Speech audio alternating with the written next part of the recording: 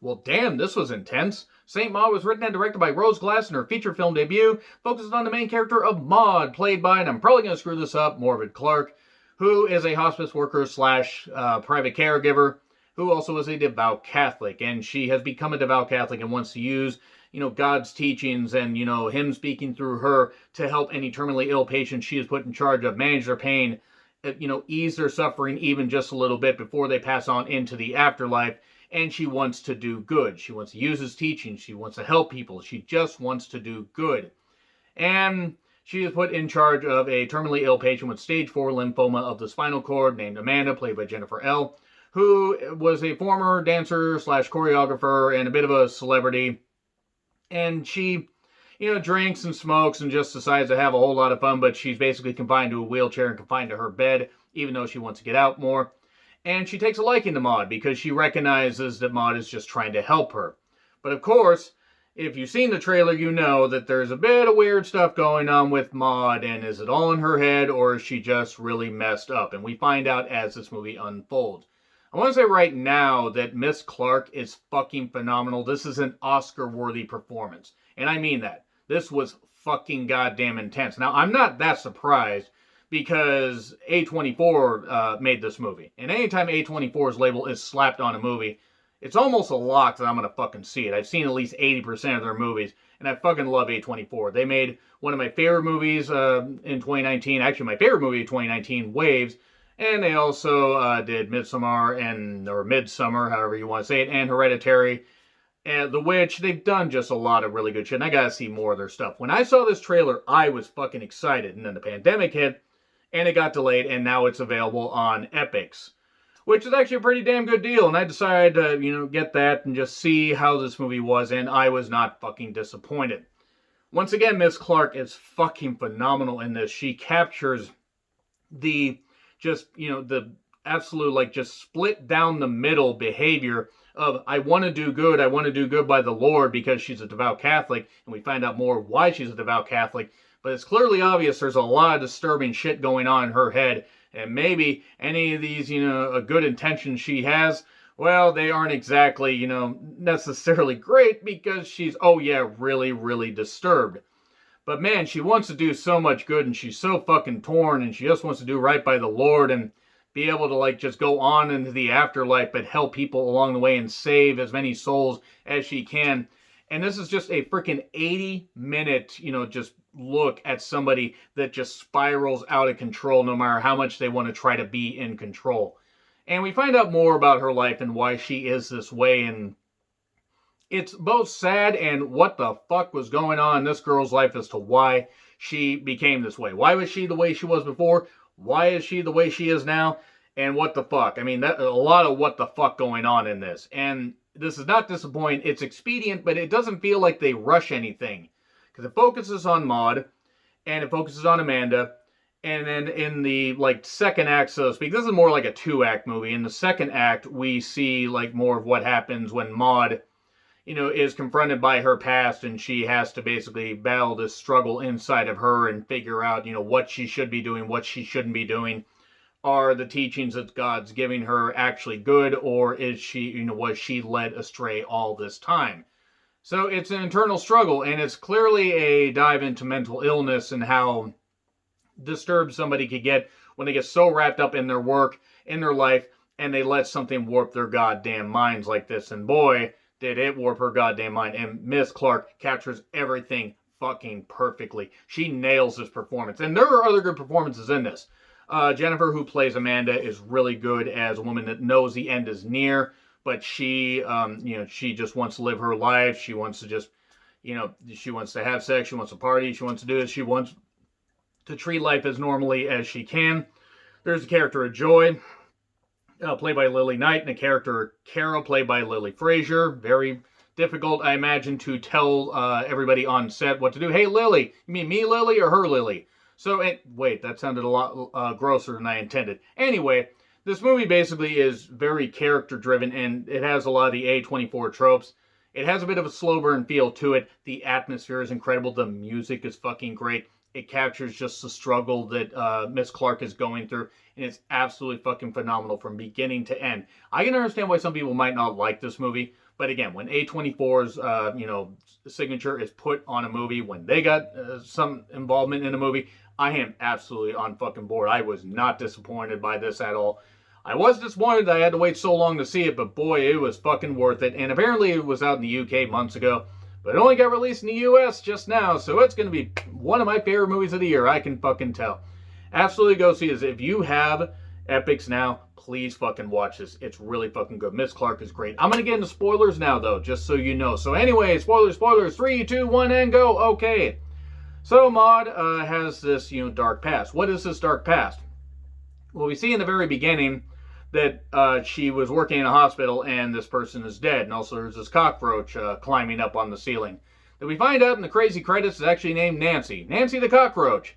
Okay, why not? I mean, it made about as much sense as anything else in this movie, as fucked up as it was. And Maud and Amanda develop a bit of a relationship, so to speak. Maud gets very protective. Very fucking protective.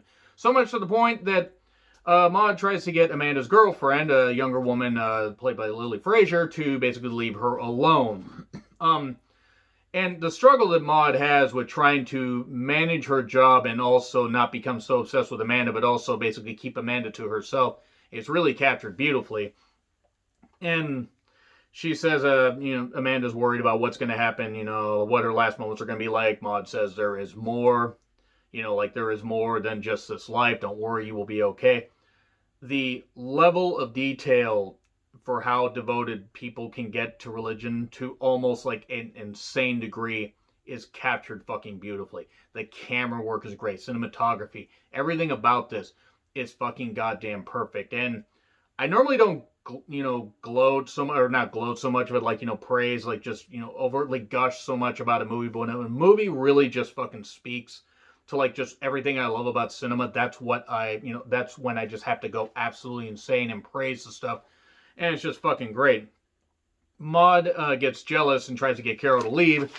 And a little bit later, we find out that she runs into an old coworker named Joy, and Maud's name is actually Katie. And it turns out that there was something that happened that was fucked up, about that patient that was found dead. Then Maud's all upset and covered in blood, and then wondering why the fuck is there a cockroach climbing on the ceiling of this seemingly clean hospital.